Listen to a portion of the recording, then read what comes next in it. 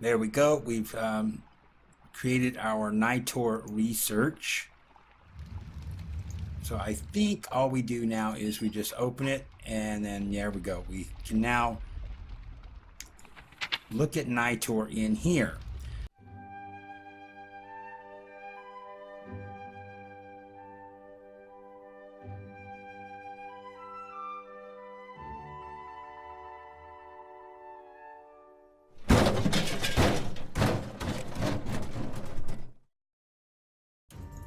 Hello and welcome to another episode of Regrowth Reloaded. Okay, as you can see behind me, I have built our alveary. We've got the 27 alveary blocks. You just put them in a 3x3, and then you cap it off with slabs on top, and that makes your alveary. Now, I also took 2 of the alveary blocks and I created 2 hatcheries for this. Which is what we needed in order to get the larvae out of it. Now I went ahead and I did the same process of acclimatizing a couple of forest princesses and drones to put in here, and it works essentially the same as your other one, except we don't need to put the frames in here. I think you can put things for frames in there, but we don't need them in here. And also it doesn't appear that I need to put the flowers around here unless they're getting the ones that are behind the wall there for them. So that's that. We got our larvae. I did go ahead and finish up the entire last of that, and I will walk you through that here in just a moment. I will meet you downstairs and we'll take a look at everything. Okay, we're downstairs here. I've got my chest that I've been keeping all the bee stuff in. And let's take a look in here. And as you can see, I've got these 4 things in here that we completed up. We got empty serum vial, empty serum array, an inoculator, and a splicer. So let's go ahead and take a look in the quest book. Up in chapter 8, as you can see, it's completed. And we have 1 quest with unclaimed reward. So let's go ahead and take a look at this here. Brave New World. Let's start with the larvae, and then I'll read it real quick. Eugenic capabilities are now at your fingertips. You just need embryonic specimens to actually alter the genetic makeup safely, and it's just a matter of using genetic serums to alter these embryonic specimens. In the case of bees, the embryo would be unhatched larvae. Normally these are nested too deep in the bee's housing to access without risking destroying the colony. However, by installing a hatchery in an alveary, you can access the larvae of the house bees. Alvearies are a 3x3 cube of alveary blocks capped with wood slabs. The outer blocks on the bottom 2 layers can be replaced with various other alveary blocks, of which the hatchery is one such variant. Although alveary blocks are provided in these enough alveary blocks are provided in these quests to build one. So we had to get a larvae, and I showed you that they're there in the hatchery, and we had to make a hatchery. Let's take a look at the hatchery real quick. And that was just an alveary block with 4 pieces of glass and a diamantine electron tube, which is an electron tube made from diamonds. And so we got that, and those were in there, and that's how we got the larvae. So the next thing that it wanted us to do was serums. Once you've got your larvae, you'll need to produce your actual genetic serums to apply to it. This is done by taking serum vials and clicking on the gene you want in the gene database while holding the serum vial on the cursor. Regular empty serum vials will hold a single gene, and selecting different genes will override whatever gene is previously selected. A serum array, however, will hold 1 gene of each classification.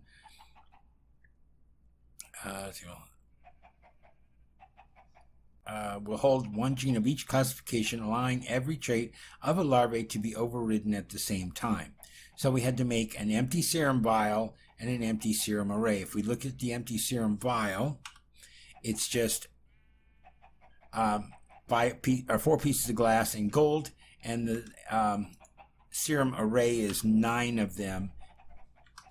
And so we got those 2. Then it comes to inoculation. There are two methods for actually applying the gene serums to the larvae. Before that, though, you will need to charge the serum in a polymerizer, as described previously. Once charged, the serums can be applied in either the inoculator or splicer. The inoculator is slow and requires a substrate of bacteria vector incubate bacteria solution with blaze powder. Conversely, the splicer is significantly faster and requires no substrate, but uses 200 times as much power as the inoculator. Splicer uses 10,000 RF a tick. Wow, that thing uses a lot. So we had to make an inoculator and a splicer. And the inoculator, let's take a look at that, was reinforced casing, integrated circuits, gold nuggets, bronze gear, and emeralds. We know how to make all of that. Then there was the splicer, and this one was a little more complicated because we had the gold nuggets, or iron ingot, bronze gear, and blaze rods, but then we had these integrated CPUs and integrated casings. The integrated CPUs is a diamond with 8 integrated circuit boards around it, and then the integrated casing was the same thing as a reinforced casing with 8 integrated circuits around it, and that made us everything that we needed here. So larvae serums, inoculation, and then let's go ahead and claim our reward. We get 27 alveoli, so we can make a whole nother alveoli, Apiarist DNA sequences, and so let's just do that. Come back out, and chapter 8 is complete. No more messing with bees or fish unless we want to, which I really don't. So let's go ahead and put this away, and let's take a look now at a few other things. We're going to go into chapter 14. Let's just go ahead and jump back into a little bit of mechanism. And we've got this one here, more power. If burning biofuel in biogenerators isn't cutting it, then why not further refine it to gaseous ethylene to burn in the gas generator? To produce ethylene, you'll need to react biofuel with water and hydrogen in a pressurized reaction chamber. You'll even get substrate, the basis for plastic production, as a side product.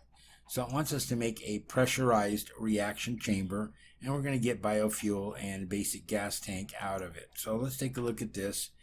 And this is personal chests. I don't remember if we made those or not. I think we did. Advanced control circuit. Enrichment chamber, yes, we made those, and reinforced alloy, basic fluid tank, basic gas tanks, and sheets of titanium. So this thing's a little pricey to do. So what was that? It was a pressurized reaction chamber.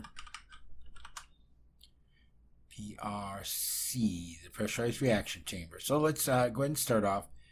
Personal chest. Do we have everything we need for this? Is steel, glass, basic control circuit, 2 chests. We need 2 of these for that. Okay. Come back in here. Got advanced control circuits. I know we've got the fluid tanks. Let's see. Basic gas tanks. Okay, we should have everything for that. That's steel plates, osmium plates, and iron dust. I need 2 of these. Come back in here. Alright, so the enrichment chamber, I've got a bunch of these already made, so we don't have to worry about that. Enrichment chamber, let's see if we got everything we need for that. Okay, we do. Now, what do we need for the pressurized reaction chamber? What is it saying that we're missing? Basic fluid tank. And it's not seeing the fluid tank or the gas tanks. Fluid tank. So you've got 13 of them, and it's probably because they don't stack. Gas tank. Yeah, see, they don't stack. So basic fluid tank, 2 basic gas tanks, and that gives us our pressurized reaction chamber. Alright, let's see if there's anything else to this. Oh, now we got another crafting task. Once you're producing ethylene, it's a simple matter of getting it into a gas burning generator to produce quite a bit of power. You get 20 times as much power from your biofuel this way compared to burning it in the biogenerator. So it wants us to create a gas burning generator. Let's take a look at that. So that is advanced control circuits, an electrolytic core, which we had to make for the electrolytic separator, basic gas tanks again, steel casing, energy tablets, and osmium cores. So this was a gas burning generator. Is that what it was? Gas burning generator. Let's see what we are missing from that. Alright, so we need 2 more basic gas tanks. Let me go ahead and pull those into here. Look at it again, and the electrolytic core is enriched alloy, osmium dust, iron chipset, gold dust, basic control circuits, enriched alloy. Okay, so and we should have all of that. There we go. Let's go ahead and check on this now. Now what's it saying? Is it the 2 gas tanks? There we go. And we have our gas burning generator. Alright, and we get 64 biofuel and a basic gas tank out of that. Now I'm probably not going to set this up because we already have 11 biofuel generators that are just going crazy downstairs. So it just, another process, because then you have to convert this to ethylene and then burn that in here, and then you got to store that ethylene, so on and so forth. So what is in this tank here? Is that, yeah, it's got ethylene in it. So yeah, I don't think we're ever going to use it. Let's just go ahead and put these aside in here, and the biofuel we can I'll just toss it over here in one of these, maybe down there. We've got tons of it downstairs. So let's see where we're at now in this chapter 14. Did this open up anything else? Yeah, it did. Now we got fusion fuel 2. Yeah, this looks like it's going to start pointing us towards a fusion reactor.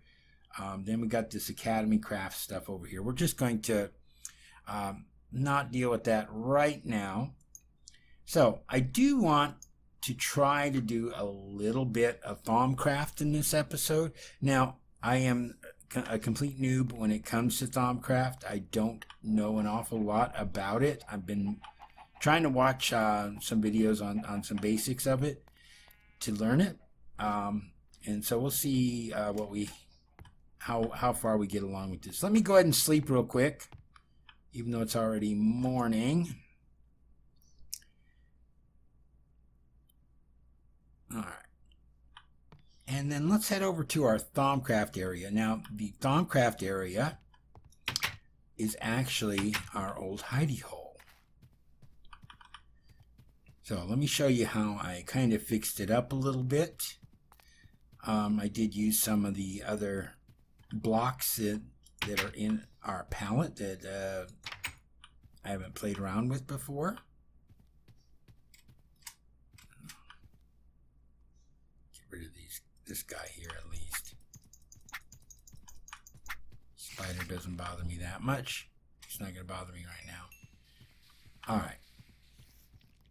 Now we can get rid of him too, why not? Alright. Enderman, keep taking my dirt. Anyways, back over here, you can see that the entrance to our hidey hole looks a little bit different. What I've done is I've went ahead and I made some carpenter's doors, and these are made with carpenter's blocks, and you do 6 of them like you would for a normal door, and then you can put them in there, and then you can decorate them any way you want. These are just basic carpenter's doors. I put spruce planks on there, and then I use the carpenter's hammer to make the design for that. Let me just go ahead and show you real quick. Carpenter's blocks. There's carpenter's block, and it's just one plank and surrounded by sticks will give you 5 carpenter's blocks. And then you can make them into different things. I've made some wedge slopes and some stairs out of them that I've used in here. And then we have I made a garage door, which I'll show you here in a second. And then the regular carpenter's door is right there, and that's just 6. The garage door is 8 of them in a circle, and that will give you 8. And the garage door is here, so you just put it down there, and then I can just open and close this just like that. So that's our entrance going down to our original tunnels that we were digging, and it's also where we were fighting the wither at. So let's take a look in here. This is our foyer, our entrance into our area here, and these are laboratory blocks. So let's just take a look at that real quick. Laboratory blocks, and these are 1 nether quartz surrounded by 8 stone will give you 8 laboratory blocks, and these can be chiseled in whatever you want. These are chiseled with the enameled wall. And then down here, these are just cobblestone that I've chiseled into the detailed cobblestone. And then up here in the ceiling, this is marble that's just been chiseled with the panel, and glowstone also been chiseled. I don't need the torch here above the door anymore. Can I put it up here? No, we're not going to worry about that.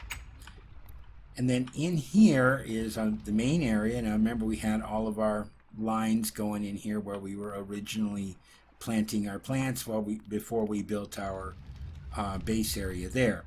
And this is another type of block here called Tyrion, as in like Tyrion Lannister from Game of Thrones. So let's take a look at that one. And that is Tyrion. And that is 1 iron ingot surrounded by 8 stones will give you the basic Tyrion, which is what we're using around the outside.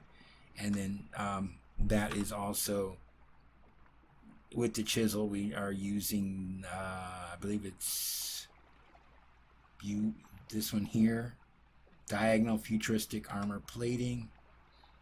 Yes, and that's what we're using in the inside. Same thing with the ceiling here. These are marble that's been chiseled in this pattern here.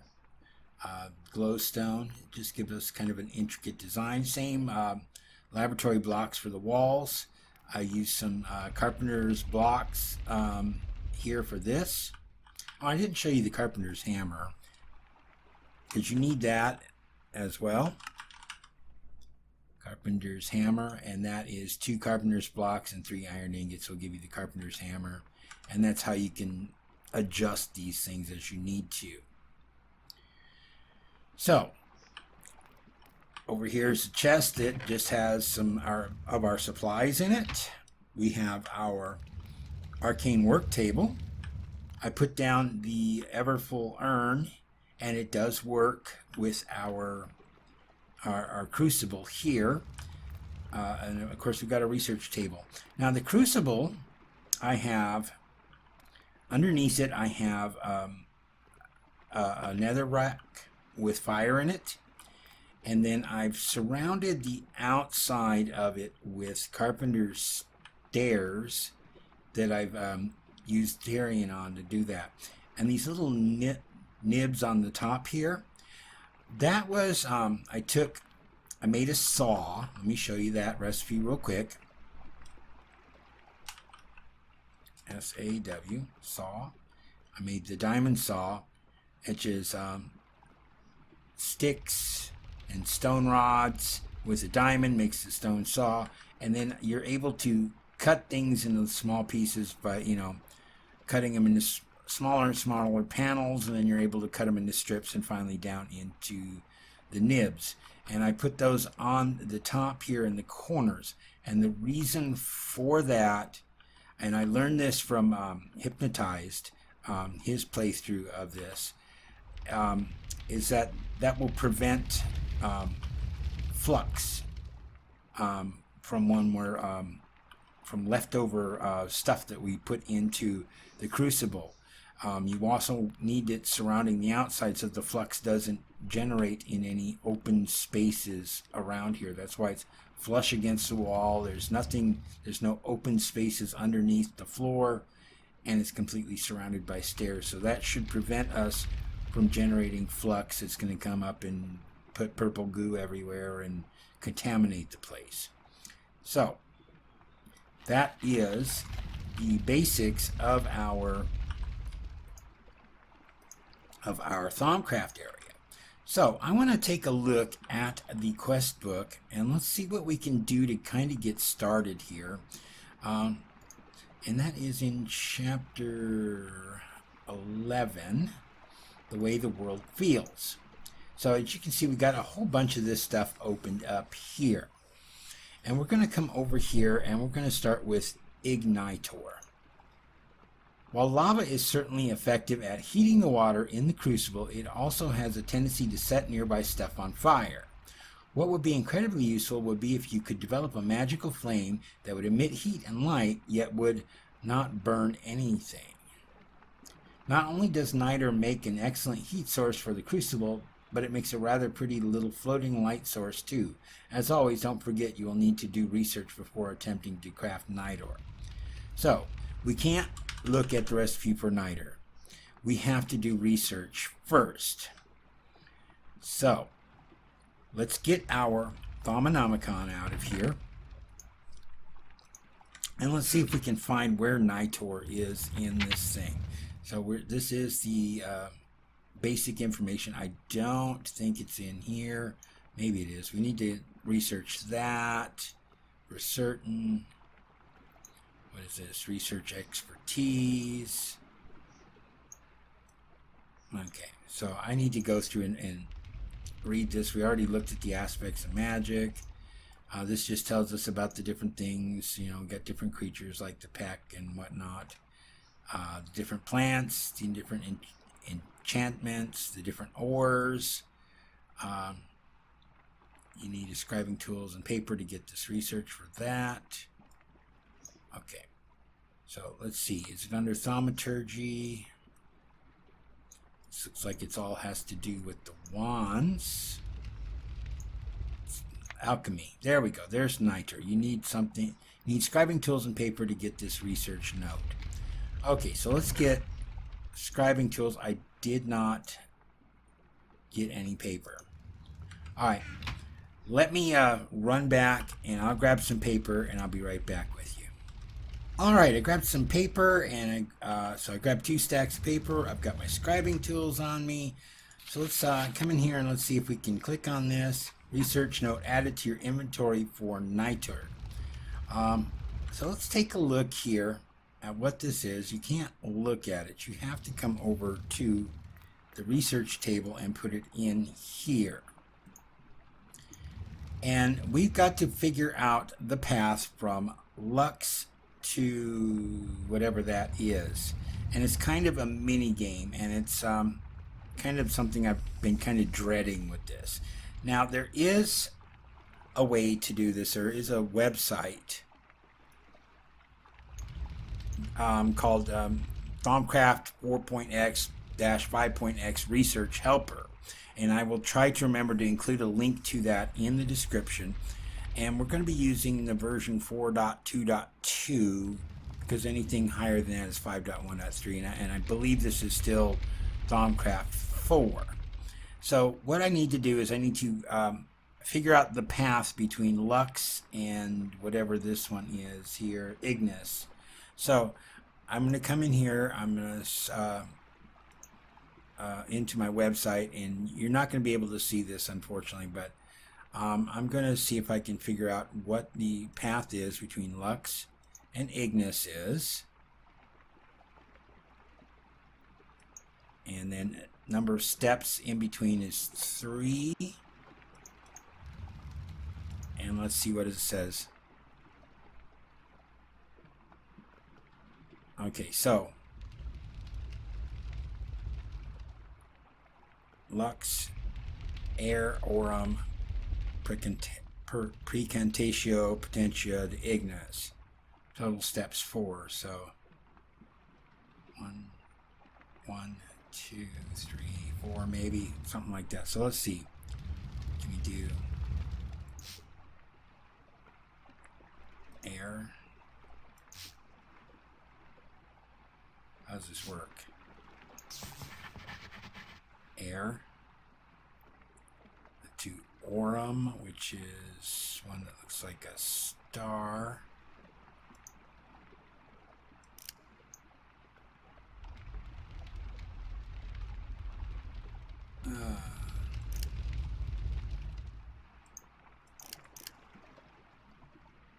Finding them's the whole thing. When you're new to doing this, it's just kind of weird.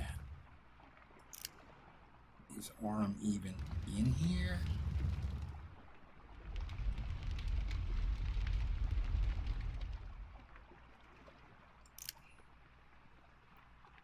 Aurum.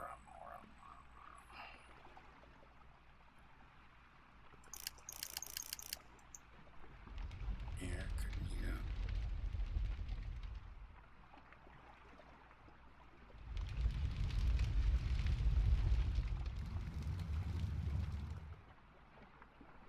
Oh my goodness.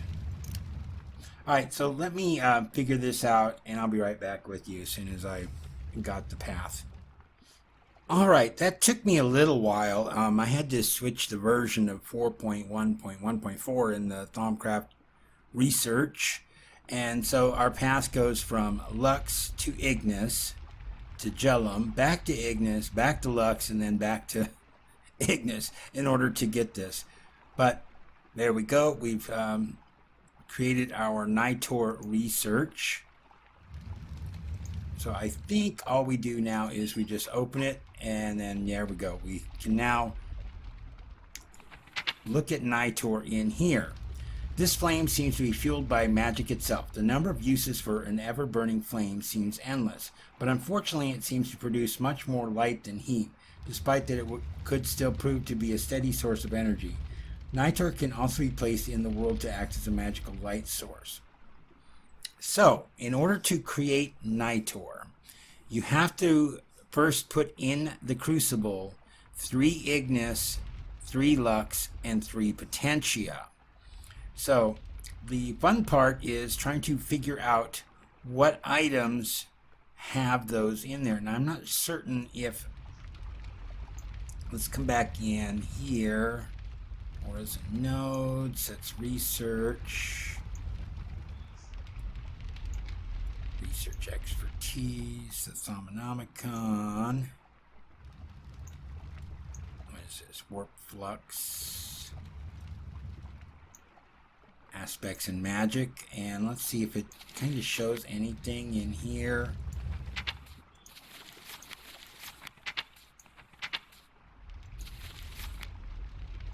No, that just lists the... it does kind of show you in here. If we say, for example, you hover over this and you see that it's... this shows you that whatever kind of chest that is, I don't know. That's probably that void chest, ender pearls, some of those records, the oblivion frames, and nether stars have Elenus in it. Aqua is made up of all those things, arbor, so on and so forth. So, coming back into here, we needed Ignis, Lux, and Potentia. So, Ignis, Lux, and Potentia.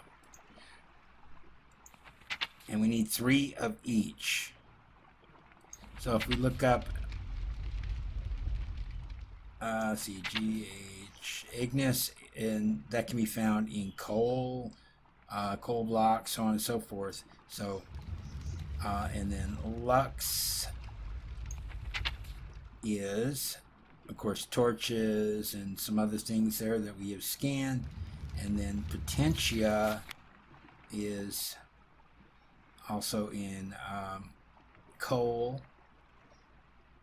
All right. Anyways, I looked into this a little bit just to see what it would take to make this without making a big mess everywhere.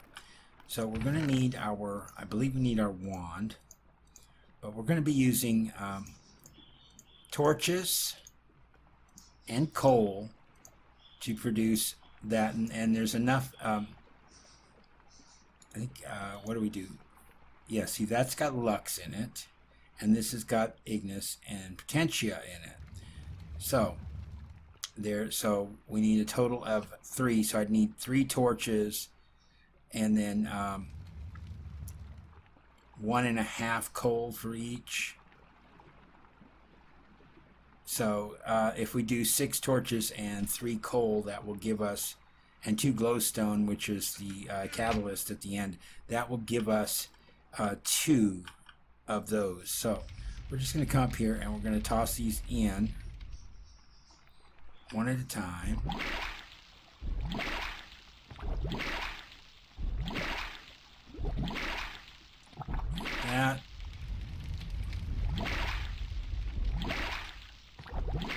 That, and we should be able to now just toss in that and that, and there we go. We got our Nitor. You can see our Everfull urn refills this. We didn't need the wand after all. There's nothing left in here. Just go ahead and get our thermometer out, and that just shows what the crucible is made out of. We're not seeing anything, I don't think, yeah, for that. So let's take a look in our quest book now. Actually, let me take the thermometer. Let's just scan that. There we go. Add that to our collection. And get out the quest book. And that's that. And we get 10 more niter out of it. Let's claim our reward.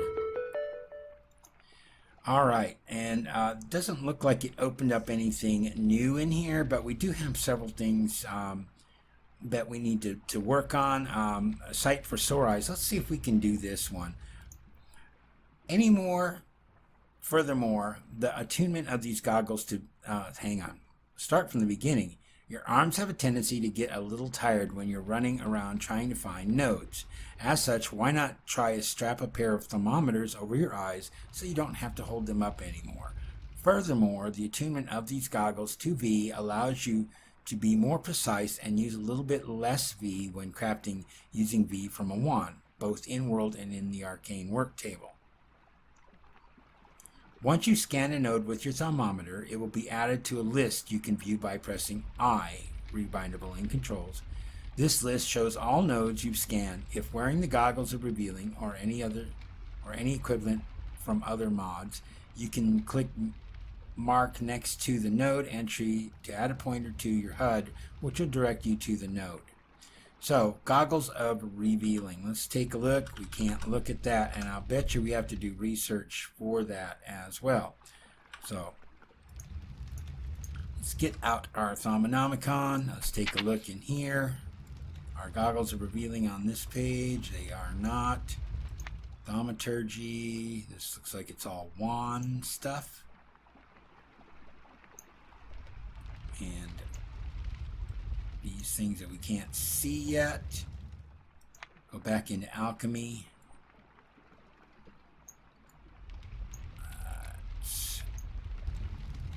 Doesn't look like it's in there. Artifice.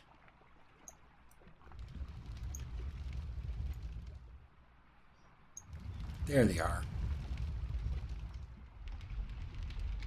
And now I've got another research note for that. Alright, let's take a look at it real quick and let's see if I can do this. So this one wants me to, whatever this owl one is, to, I think that's percantatio, to the question mark. Alright, so I'm going to have to look at this and see if I can figure it out real quick, and I'll be right back with you. Alright, that took me a little longer than I'd hoped for, but yeah, this one you had to go from, what was this one here? I don't remember the name of it. up to this one and then over to this one here. And you can use version 2 4.2.2.0 on there. The problem is I didn't have any of this one here, the Aurum, and so I couldn't figure it out with there. But what you do is you just select it on the in there to or deselect it, I should say, from the list of ones that you have available, and it will find you a different path there. So let's go ahead and pull that out of there. So now we've got our discovery of those. Let's take a look real quick. So we've got the goggles of revealing. So let's take a look at the Thaumonomicon, the goggles of revealing. And that's going to open up a couple other things here. Building on the basic principles of the thermometer, you have begun refining its ability to detect magic into something more revealing. This set of mystical lenses will make aura nodes much easier to find, along with revealing all manner of hidden things. They form an important tool in any thaumaturgist's arsenal. So, this requires 4 leather, 2 gold, and 2 thermometers in the arcane workbench. And not only that, it's going to require the wand to have 5 air, 5 ignis, 5 aqua, 5 terra, 5 perdido, and 5 ordo. Now, my wand is completely filled. If we were to put it over here, you would see that we have, should show up here, we have 25 of everything, and we do have a cost of 110% average to craft anything using this wand. And I'm just going to leave it there for now. I'm going to run and grab the gold and the leather, and I'll be right back with you. All right, I got the stuff that we need, so let's go ahead and see if we can pull this together real quick. It was leather like this, gold ingot here and here, the thermometers here and here, with your wand up here. Now remember, it was a, what did it say it was? The base cost of these were 5, 5, 5, 5, 3, and 3. And because we have a 110% chance, we have no discount yet. So it's 5.5, 5.5, 5.5, 5.5, and 3.3 and 3.3 on these. But that will give us our goggles of revealing. Now when we use these, we will now get a 5% discount on anything that we create here in the arcane work table with it. So it would have then been a little bit less. But let's take a look at what these do. Let's first of all, let's come in here and claim our reward. We get 4 common treasures, and that looks like it opened up a couple of things, which we'll look into a little later on. So let's go ahead and take a look at what our treasures are. Looks like we got some gold coins and gold nuggets. We've got some potions here. Let me go ahead and put these up here. Let's open up the next one. More coins, it looks like. Back in here, and we got an ender pearl and a knowledge fragment. Okay, and then let's see what the last one holds, and that was, looks like just more coins. Okay, and maybe some more ender pearls as well. I'm going to put this knowledge fragment aside. What do we have here? Potion of poison, potion of fire resistance, potion of swiftness, and 32 more gold coins. Alright, so let's take a look at what we now do with the goggles of revealing. You still need your thermometer, because you still need to be able to scan things in the world. When you find a node, you need to be able to scan it. The goggles of revealing will just make it easier for you to see them in the first place. Now, if you remember, we had this sinister node over here that turned all of our grass in this one area kind of a blue-green color. And now you can see it right there. Now I've already scanned it, so I've gotten all the aspects out of it. And my cat is in here, of course, driving me crazy. But you can see the aspects of there that are within this node.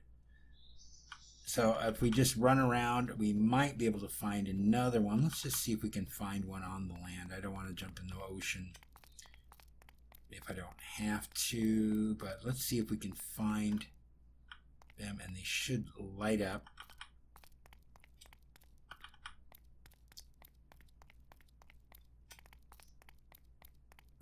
Do we have one around here?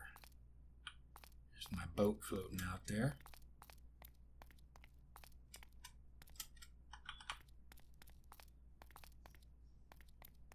Patch of grass. Another one here. It's not what we're looking for. Are there any nodes? Come on, there's got to be a node here. There's one there. Looks like, no, that's not a node. That's just something underwater.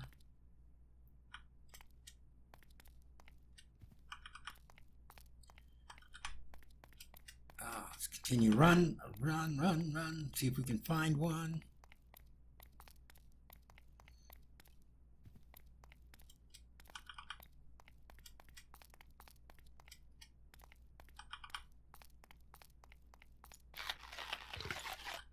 Need a little something here. Oh, there we go. There's one there.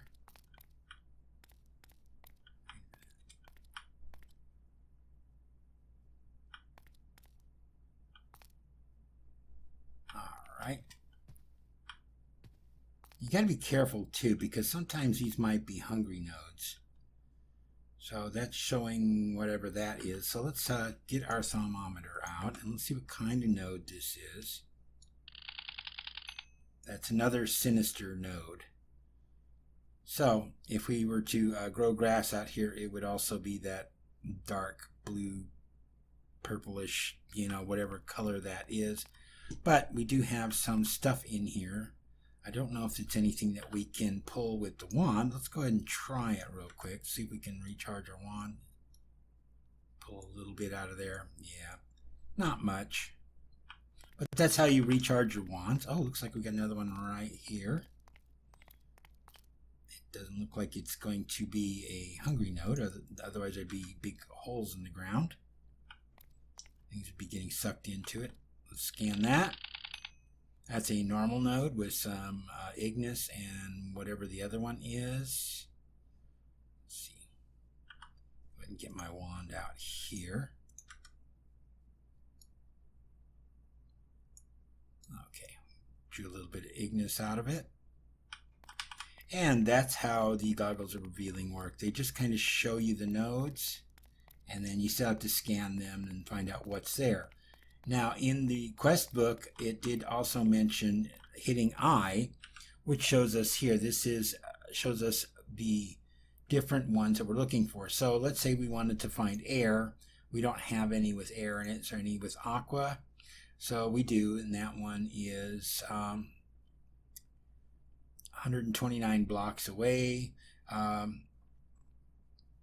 That's probably that. It says type is tenebrae or sinister, and that's got to be the one over there. So we can do that. We can say mark, and you see the little HUD up there that shows up with the arrow pointing. You just follow the direction of the arrow, and it will take you to that node. So let's come over here. I already know it's this one here, since we've only scanned 3 nodes.